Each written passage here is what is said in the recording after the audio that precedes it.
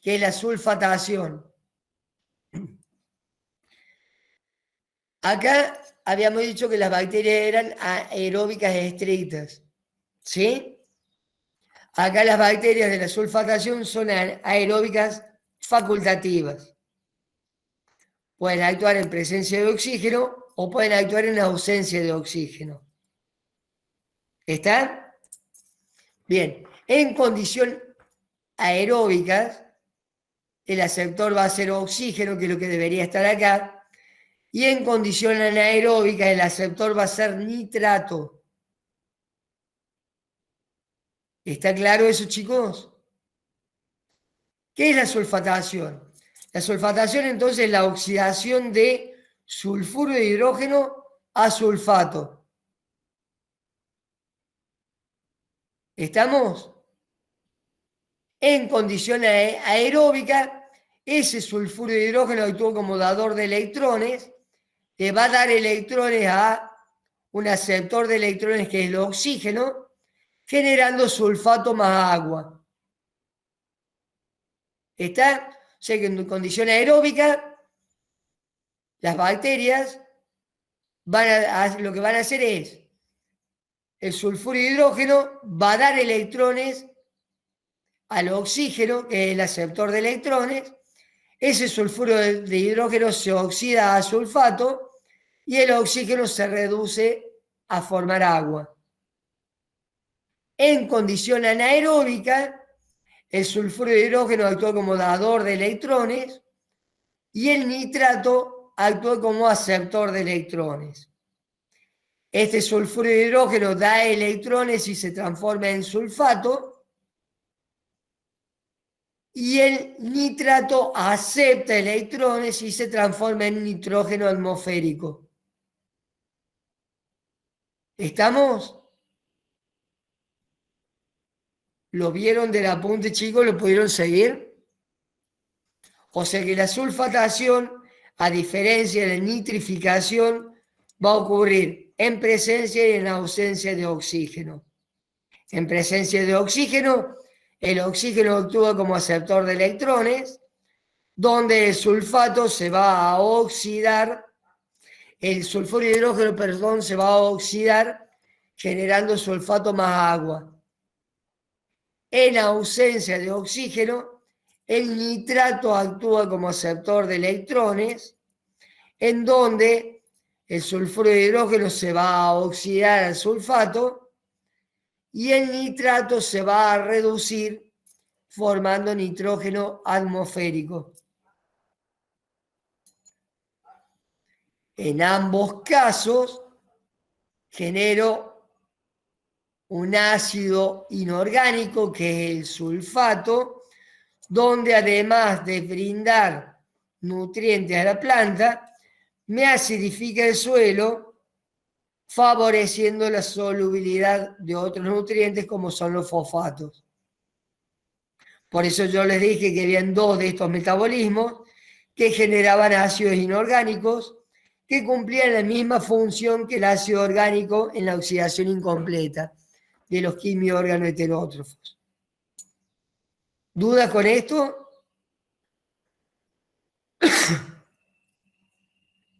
¿Alguna duda? Ahí que en tiobacterias se produce un proceso. ¿Y la sulfatación en qué microorganismo se produce? Son sulfobacterias. Sulfobacterias. ¿Sí? No es tan importante. Acá lo que me interesa es cómo ocurre el proceso y que sepan que las bacterias son aeróbicas o anaeróbicas facultativas. ¿Estamos? Bien. Bien. El tercer metabolismo quimiolito autótrofo es la oxidación del hidrógeno. Esta oxidación del hidrógeno también puede ocurrir en condiciones aeróbicas o anaeróbicas. ¿Sí? En condiciones aeróbicas van a actuar hidrogenomonas, donde el hidrógeno va a actuar como dador de electrones y el oxígeno como aceptor de electrones, se va a formar como producto final agua. Pero también puede ocurrir en condiciones anaeróbicas, donde el hidrógeno va a actuar como dador de electrones que van a ser captados por un aceptor que es el dióxido de carbono, generando metano por acción de las metanomonas. Estas metanomonas son arqueas metanogénicas.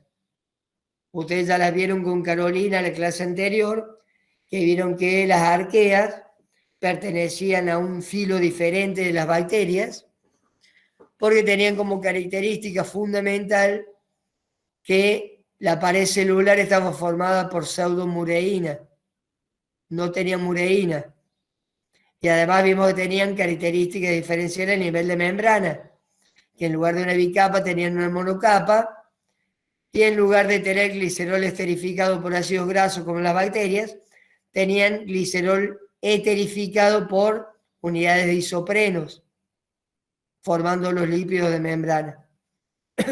Eso hacía que estas bacterias tuvieran una membrana muy resistente y se las denominara extremófilas, pudieran crecer en condiciones extremas de pH, temperatura, salinidad, etc. ¿Está?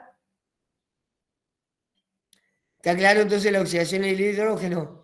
En condiciones aeróbicas el aceptor es el oxígeno y en condiciones anaeróbicas el aceptor es el dióxido de carbono generando metano. ¿Estamos acá? Profe, aquí en el apunte figura una alternativa para las hidrogenomonas. ¿Cómo? En el apunte teórico hay un párrafo chico que nombra una alternativa para la hidrogenomona. Sí, no, pero no le da importancia. Bien, perfecto. Bien, acá lo que sí me interesa es algo que vamos a retomar posteriormente, que es las metanomonas, la oxidación del hidrógeno en condición anaeróbica. ¿Sí? Este proceso es muy importante y si prestaron atención cuando yo hablé hace un rato atrás, les dije producción de metano, producción de metano. El metano se produce por actividad de metanomonas en la oxidación anaeróbica del hidrógeno. O sea que el resultado del metabolismo quimiolito autótrofo. ¿Cómo se produce metano?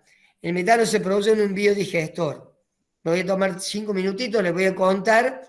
Después tenemos un teórico donde lo vemos bien a fondo. ¿Qué es un biodigestor? Un biodigestor va a ser un tanque, un recipiente, donde voy a tener condiciones de oscuridad y anaerobiosis. Ese recipiente yo voy a tener un líquido, que va a ser un medio de cultivo para el crecimiento bacteriano, y voy a dejar una cámara de aire. Ese contenedor va a tener arriba una válvula de descarga por donde voy a sacar el gas metano. Además voy a tener un alimentador y un recolector. ¿Sí?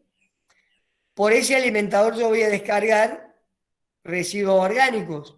¿Por qué? Porque la producción de gas metano es una forma de recuperación de residuos orgánicos sólidos en condiciones anaeróbicas. Yo voy a utilizar residuos industriales, agroindustriales o de producción agropecuaria para producir gas metano. Entonces yo voy a alimentar ese digestor con residuos orgánicos. Pero yo tengo que estas bacterias no tienen capacidad de aprovechar oxidando compuestos orgánicos, oxidan compuestos inorgánicos. Ya lo vimos, oxidamos amonio, que es inorgánico, oxidamos sulfuro de hidrógeno, que es inorgánico, oxidamos hidrógeno, que es inorgánico. ¿Está? Entonces, necesito que alguien me actúe sobre esos residuos orgánicos para brindar sustrato para que puedan actuar las bacterias quimiolito-autótrofas. Entonces, en ese biodigestor, yo voy a colocar bacterias quimio-órgano-heterótrofas y bacterias quimiolito-autótrofas, ambas anaeróbicas. Dentro de las quimio-órgano-heterótrofas, yo necesito que me liberen gases, hidrógeno y dióxido de carbono. Por lo tanto, voy a necesitar bacterias capaces de fermentar. Cosa óptima porque estoy en condiciones anaeróbicas. Y necesito fermentaciones que generen gran cantidad de gases. O sea que voy a agregar a ese biodigestor bacterias con capacidad de realizar fermentación en enterobacterias y bacterias butíricas, que ya sea las enterobacterias a través de la producción de ácido fórmico generen hidrógeno y dióxido de carbono, y las bacterias butíricas directamente por la vía metabólica generen hidrógeno y dióxido de carbono. O sea que en una primera instancia en ese biodigestor van a actuar las enterobacterias de fermentación en enterobacterias o fermentación butírica, ¿sí? Consumiendo la materia orgánica que va cayendo y liberando en el biodigestor hidrógeno y dióxido de carbono. ¿Para qué? Para que las metanomonas o bacterias o arqueas metanogénicas utilicen ese hidrógeno y ese dióxido de carbono para oxidar el hidrógeno en condición anaeróbica generando metano. El metano es un gas que va a tratar de escapar de la solución y se me va a concentrar en la cámara de aire que yo dije que dejaba en el digestor. Simplemente abro la válvula y ahí recupero el gas metano formado, que puedo utilizar, por ejemplo, para abastecer un comedor comunitario, que es lo que hizo un profesor de la facultad en un pueblo donde él era jefe comunal. ¿Está? Un sistema semi-industrial de este biodigestor y con el residuo de la comuna alimenta el comedor comunitario, generando gas metano. ¿Estamos? Eso ya lo vamos a ver bien cuando veamos el último teórico de recuperación de residuos. ¿Alguna duda con quimiolitos autótrofos? Entonces quiero que vean bien claro, chicos. Si bien yo me detengo bastante en el metabolismo, vemos el metabolismo, vemos qué ocurre. Acá en este caso en particular vemos bien quién va a ser dador de electrones, quién va a ser aceptor de electrones, qué se va a formar, y vemos muy bien y muy detallado cuáles son las aplicaciones de cada uno de los metabolismos, cuál es la importancia del metabolismo, qué es lo que yo voy a aplicar en todo lo posterior de la materia y en todas las otras materias. ¿Dudas? ¿No hay ninguna duda? No, profe. ¿Seguro que no? No, por mí no, Por profe. mí no. Bien, cualquier cosita después lo repasan y me piden, hacemos una reunión, hacemos un meet de reunión de consulta y les saco las dudas que puedan tener. No hay problema eso. ¿Está? Vamos a pasar al último metabolismo, que este lo quiero dar despacio porque les cuesta bastante, que es metabolismo fotolitoautótrofo. Metabolismo fotolitoautótrofo, la fuente de energía es la luz, la fuente de poder reductor es un compuesto inorgánico y la fuente de carbono celular es un compuesto inorgánico, también como en el anterior, es dióxido de carbono, que se va a reducir en ciclo de Calvin, generando un esqueleto carbonado. ¿Está? Este metabolismo por excelencia es la fotosíntesis. Este metabolismo, como vieron con el carito, va a ocurrir asociado a membrana plasmática o asociado a los tilacoides, que eran membranas que rodeaban la célula bacteriana. ¿Sí? ¿Por qué va a ocurrir en ese lugar? Porque en ese lugar se van a encontrar los fotosistemas. ¿Qué son los fotosistemas? ¿Qué es un fotosistema? ¿Alguien se acuerda de química biológica de lo que es un fotosistema o de biología celular? Es el pigmento que está encargado de transportar los electrones, que recibe la luz y se excita. Bien, eso que vos me dijiste está parcialmente correcto. ¿Sí? ¿Por qué? Déjame avanzar un poquito.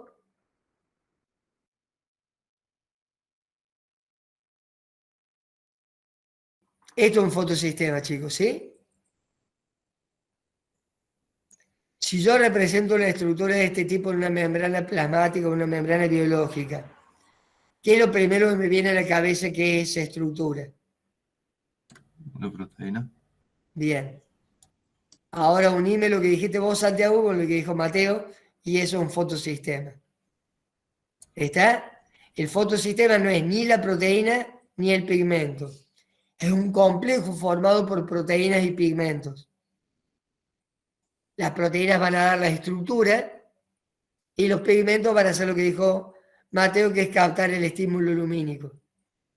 Pero el fotosistema es eso. Es un complejo formado por proteínas y pigmentos, donde ocurre la captación del estímulo lumínico. ¿Está claro? Entonces, todo este proceso va a ocurrir en la membrana o en los tilacoides, porque allí se encuentran los fotosistemas donde se encuentran los pigmentos que captan el estímulo lumínico. ¿Estamos?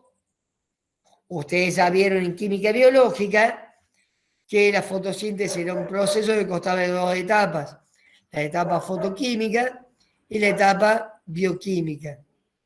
Yo acá voy a hacer relación fundamentalmente a la etapa fotoquímica, que es donde están las grandes diferencias. Una vez ocurrida la etapa bioquímica, la fotoquímica, la etapa bioquímica ocurre igual en ambas. ¿Sí? Siempre el dióxido de carbono va a entrar al ciclo de Calvin, se va a reducir en ciclo de Calvin, generando gliceraldehído 3-fosfato, y a partir de ese gliceraldehído se va a formar glucosa. Y a partir de esa glucosa, almidón de reserva. Siempre. ¿Está claro? Entonces la reacción bioquímica va a ser siempre igual. La diferencia va a estar en la reacción fotoquímica. Por eso yo voy a explicar la reacción fotoquímica. No es que lo otro no ocurra. ¿Está claro Entonces, eso? ¿qué ocurría, profe, en los tilacoides? En el tilacoide ocurre la reacción fotoquímica. ¿Está? ¿Por qué? Sí. Porque ahí están los complejos de proteína con el pigmento que capta el estímulo lumínico. Y ahí va a estar toda la cadena transportadora de electrones. ¿Está claro? Sí, sí. Todo esto que yo les resumí acá, todo esto está ocurriendo en la membrana del tilacoide. ¿Sí?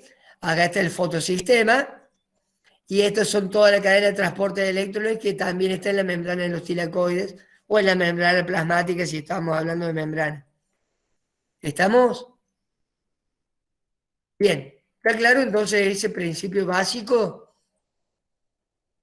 ¿Está entendido que es un fotosistema? Porque después les pregunto qué es un fotosistema y no saben lo que es. Entonces, mal van a entender cómo funciona si no saben qué es lo que está funcionando. ¿Estamos? El fotosistema es un complejo de proteínas con pigmentos que se encuentra tanto en la membrana como en la membrana de los tilacoides. Bien.